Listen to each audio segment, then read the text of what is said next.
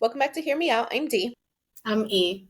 And today's video is about this ongoing weird drama with a movie that's coming out or that came out this weekend. It Ends With Us, based on the book by Colleen Hoover and starring Blake Lively, Justin Baldoni. Justin Baldoni is also the director of the movie, and a lot's been going on behind the scenes that people are kind of picking up on that seems to be very much drama filled. So we found an article from People to kind of give us a little bit of a rundown what is going on.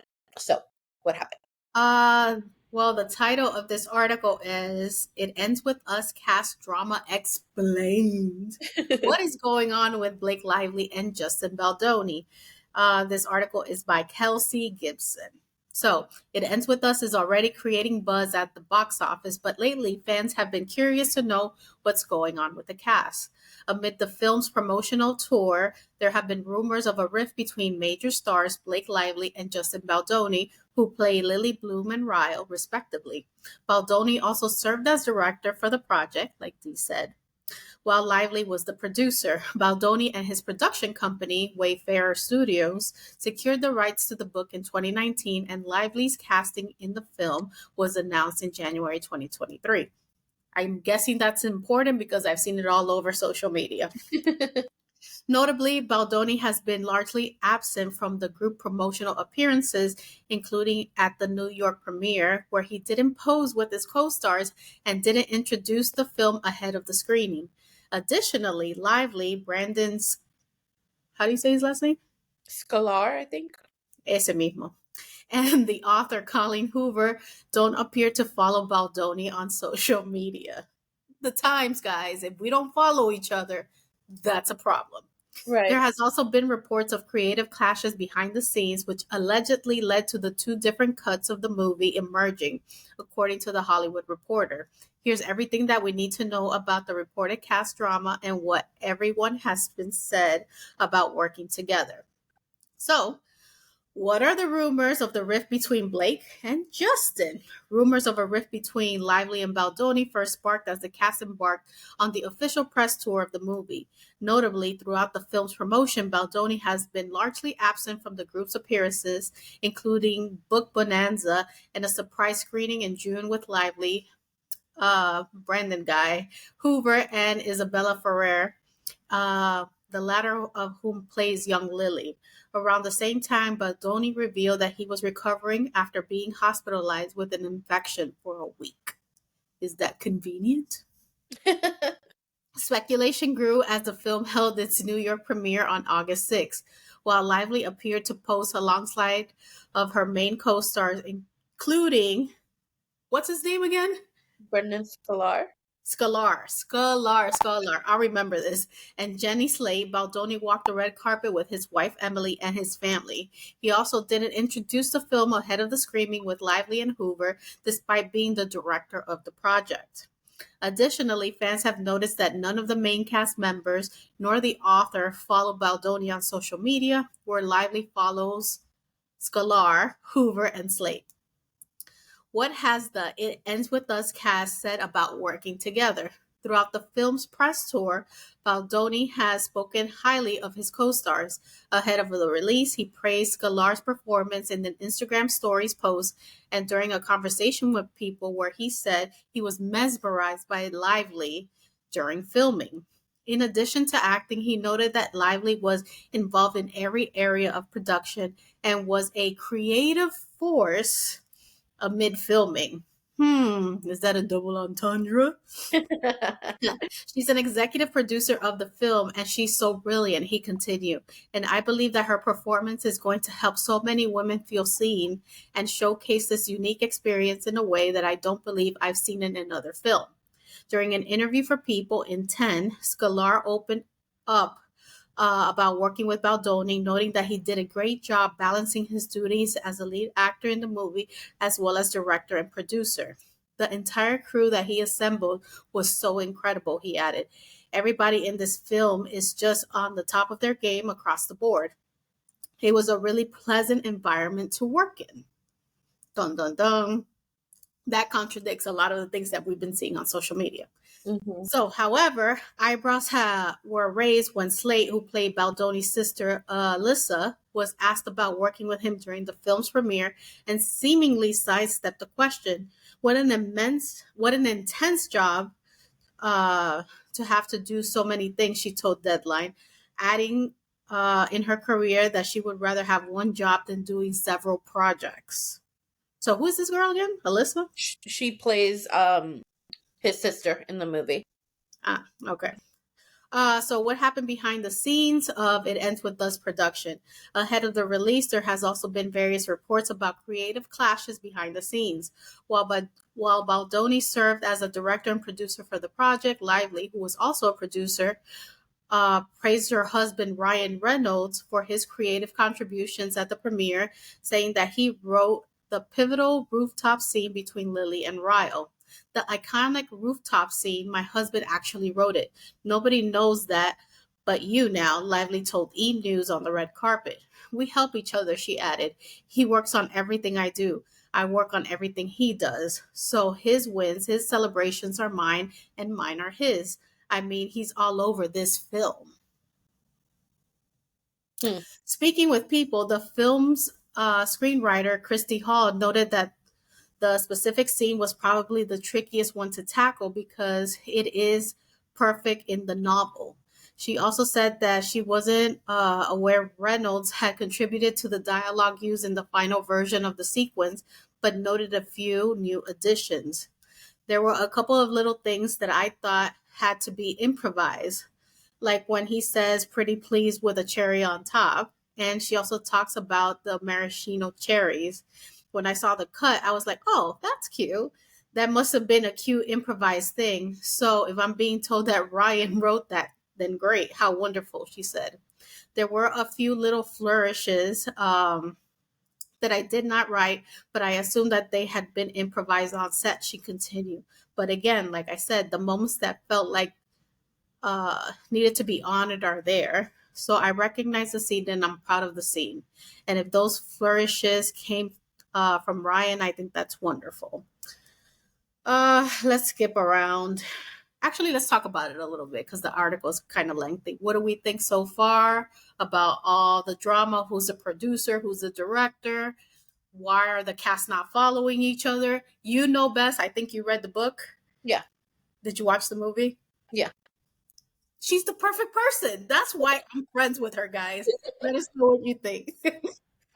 Well, so as far as like the drama itself, I think the fact that Justin Baldoni secured the rights for the movie back in 2019 should have, like, I guess, been enough for him to have had the creative control. I understand that obviously other people can add, touches here and there. Other people can provide creative, things. And Justin has said that he welcomes, information or details or input of other people. But I think that if it feels, with all the different things that have been said, and none of us know this because none of us were there, so this is all like, alleged, but it almost feels like he was bulldozed. Um, Blake came onto the project nearly 4 years, or about 4 years, after Justin had already secured the rights. Yeah. So for Blake to try and take over creatively, it feels like that's disrespectful to the project and to Justin. Mhm. Um, and so I I don't care for that because I feel like there's there should be, I would assume, creatively, some sort of a line in the sand, right? Respectfully, because I don't think that she would welcome, if it was her project, for somebody else to try and take over things. I'm pretty sure that she would not allow that to happen. I'm sure her husband doesn't allow that to happen. Um, Mhm. and I think that it was also very unprofessional of her on the red carpet to not once mention Justin when clearly not only is he the director, but he's one of the leads. For And he is incredibly important to the story. And she didn't mention him at all. Instead, she decided to focus on her husband, who should have nothing to do with the movie, and who essentially, um, allegedly, may have been doing these little rewrites or whatever during the writer strike, which might be a problem. I'm not sure what kind of like, issues that can happen, but from my understanding, during the writer strike and the actor strike, they weren't supposed to be working on any kind of projects. And Hmm. in fact, the movie was supposed to come out sooner, but because of the writer strike and actor strike, it had to be pushed back. Yeah. So if Ryan, who's an actor, was doing some sort of writing or whatever on the movie during the time of the strike, that seems a little bit wrong. Hmm. Um, and so yeah, so I feel like all of this whole drama has left like a bad taste in my mouth towards Blake. And I say that because I read the book. And to me, the book and what it stands for, it's not what she portrayed. And I don't know if the article's going to touch on it, but it feels like there's been two marketing campaigns for the movie, and Justin's campaign has been drowned out. It wasn't until recently, literally within the last 2-3 days, that I started to see clips of him and his promotion for the movie, where he heavily discusses the DV aspect, which is the domestic violence aspect of the book, and how he had brought on a nonprofit group that he works with to help that deals with that subject matter, and he spotlights them. He apparently does this with all of the projects that he works on, and also had different coordinators to help with some of these tougher scenes and all that. And so he really stresses that this movie, obviously, yes, it's about this woman being able to survive and move on with her life, but in particular how all of that shaped her and how things happened the way that they did for her. Yeah. Whereas Blake Lively's promotional tour has been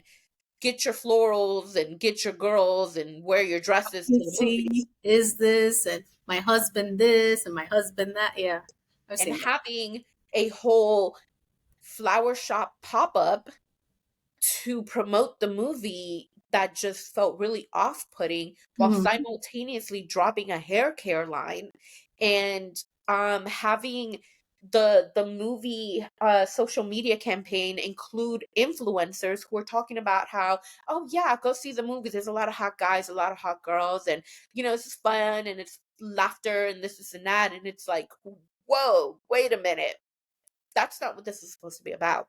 For sure. So now I've seen the movie, and I'm not thrilled with it.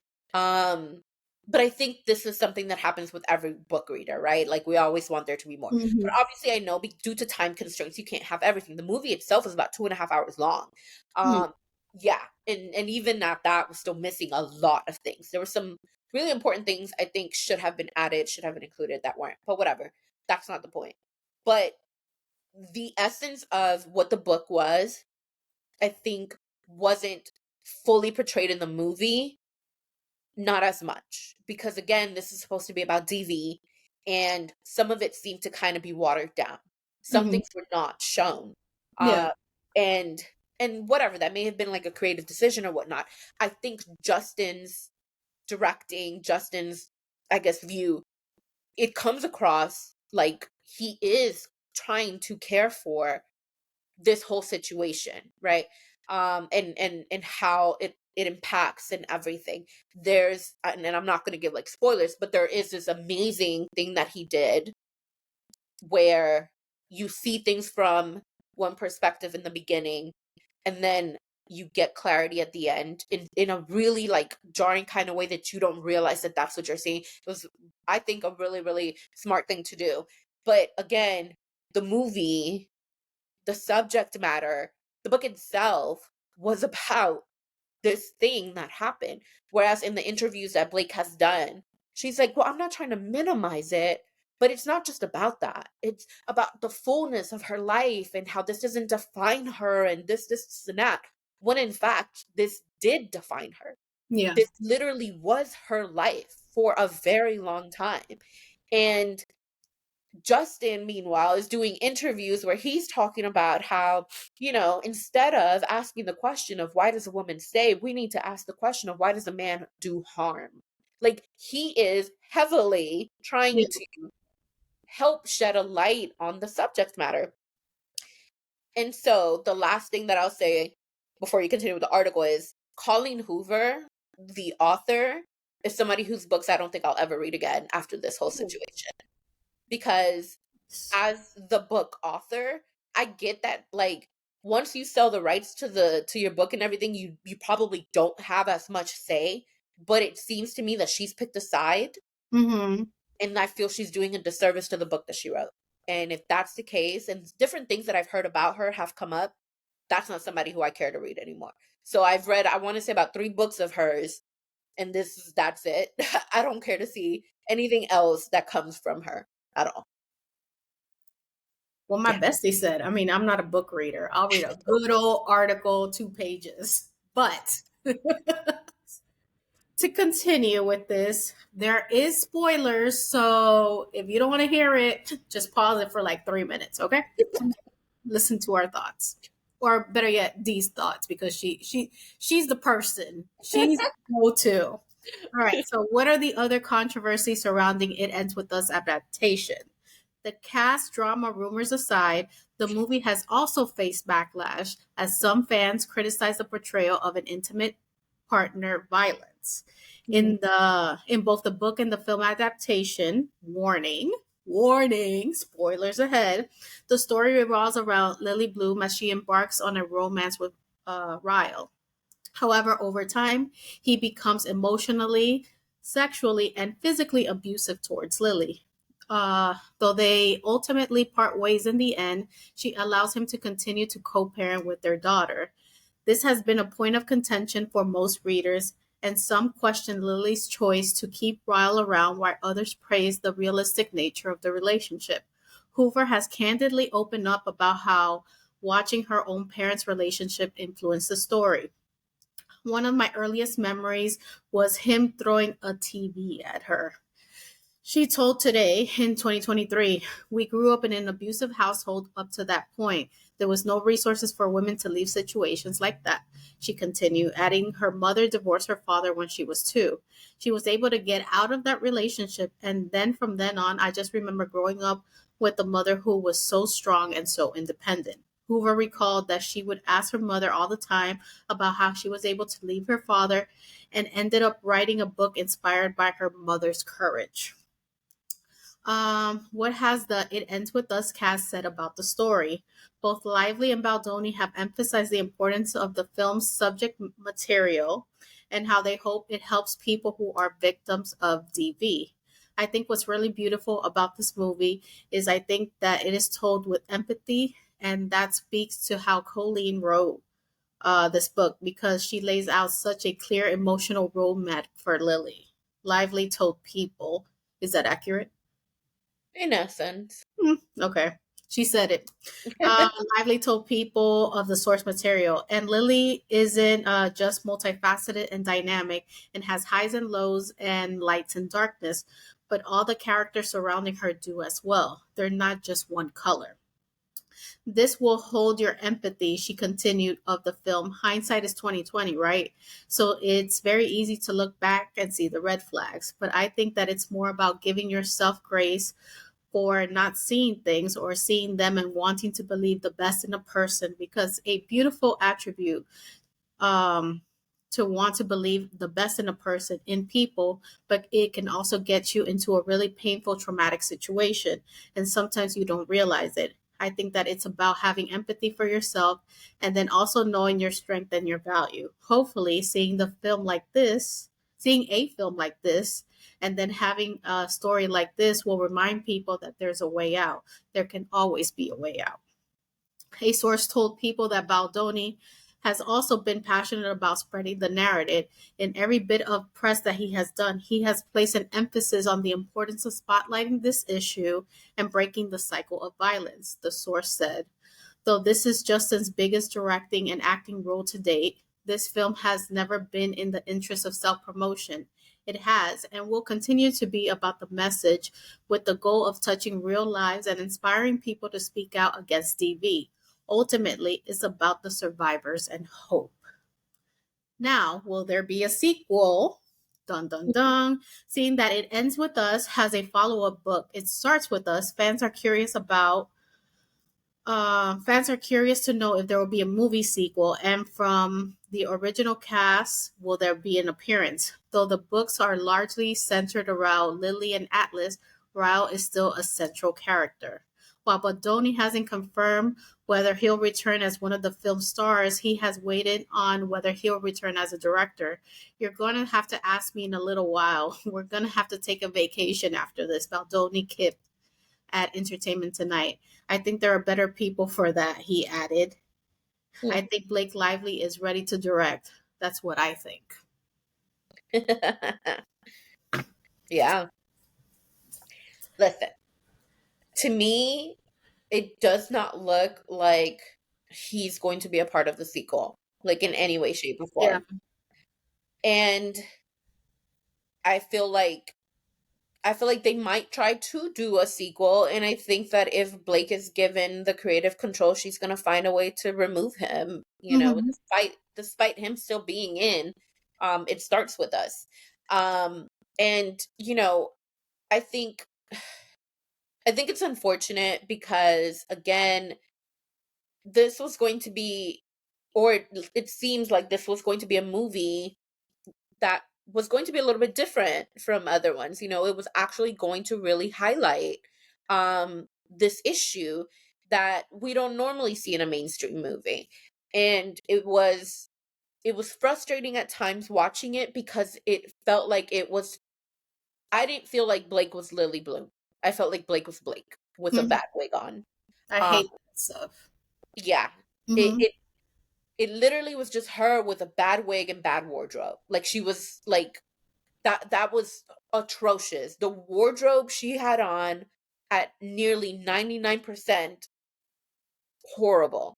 And I feel it took away from it because you're just looking at, oh, this is Blake Lively trying out some new fashion. Like that's what I kept thinking. I didn't see her as Lily. The young girl who played young Lily, I think she did a great job. Hmm. And I wish that, just like in the book, I wish they would have put more emphasis on that part. I feel like they kind of truncated the young version of Lily and Atlas Hmm. to focus more on the adults. And again, it was more about Blake. Yeah. Um, and it just didn't feel right to me. Because it just didn't seem like what I read. And again, I know that things can be different from book to movie and all that, but for it to turn into like this is a Blake Lively situation, it was frustrating. Uh-huh. Like in the book, Lily Bloom is supposed to be this sort of like, yeah, she's a strong character and everything. But she's like creative with like her shop and all that, and everything that they had Blake doing, it just looked weird. They didn't flesh out the side characters, like Alyssa's character, for example, who's supposed to be Ryle's sister. She played by Jenny Slate, I thought was terrible as well, because I'm just like, what? Like, I didn't feel like there was any real chemistry there. The guy who plays Atlas, I think he did great. But I don't think that they did as great of a job as they could have done. And I think that Blake Lively was not the right person for this movie.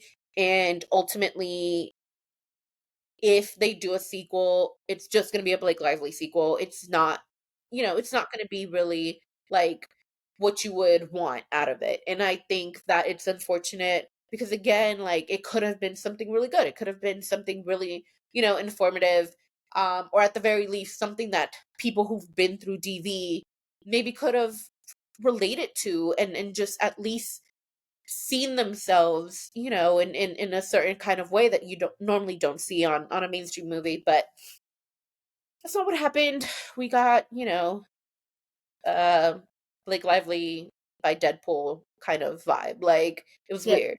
There was a lot of it that was just weird.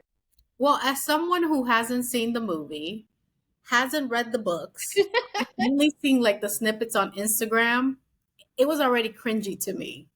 Yeah. But now that I know the premise and we've discussed a little bit about it, yeah, what Blake Lively is doing and all these different interviews, it has nothing to do with the book. And that is like us talking about it in a very superficial kind of way. It Yeah. has been about her fashion, like you said, the florals. I seen the young Lily with her. I seen Ryan Reynolds. There was like a an interview where she talked about Ryan Reynolds sending her flowers every week before when they were dating, and Mhm. that he would write something that happened that week. And I'm like, how is that applicable? Like, how does that relate to the movie? I didn't, of course, I don't know the premise of the movie at the time. And Yeah. I'm like, okay. So the way she portrays it to be, it seemed like a happy-ish kind of movie to me. I thought it was going to be like a love triangle thing. I didn't know that there was like DV and thing, but they need to talk to the Barbie marketing team because this was a disaster. Barbie was so on point. Everything pink, and everything Barbie, and that was great. But I don't understand how Blake Lively and her interviews and her wardrobe and everything that she's doing is really like deflecting from the actual movie. Yeah. It is. So yeah, it's pretty unfortunate. And I think it sucks for Justin Baldoni because if you follow him on Instagram, he's a very zen kind of guy, into his feelings. I Right. we could have imagined this movie being that much more deep. Yeah. But maybe the Blake Ryan interference, y'all got this, Right. which And there's sucks. also a rumor that there was two cuts of the movie. Justin's cut scored better with the audience, Mm, but they went because of Colleen Hoover, the author. I think they went with Blake Lively's cut instead. So I don't know. I don't know how true that is, but mhm. if that is in fact true, again, yet another reason why I don't care to have anything else to do with Colleen Hoover. Like hot mess. Yeah. Yeah. Guys, let us know in the comments. Did you read the book? Did you watch the movie? What do we think about this cast drama? Do we think that Justin Baldoni was bulldozed, like Dee said? What do we think about the Blake Lively show and the florals and her interviews and her deflecting the main narrative to her narrative? Yeah. Let us know what you think because I'm really interested. Now I was gonna say I want to read the book, but that'll be a lie. I will watch the movie. You should. You should. I will watch the movie Yeah. and let you know what I think. But that concludes today's episode. If you haven't already done so, please subscribe, turn on the notification bell so you don't miss any of our videos. Also, please share our video. We're trying to grow our community so your friends could be our friends, so we could all be friends. We also have social media, which Steve will tell you about. We're on TikTok and Instagram. Hear me out, DNE. So make sure you guys like, follow, share, and comment. You can also listen to the videos in podcast format via Spotify and YouTube Music. All right, guys, we'll see you next time. Peace. Bye. Bye.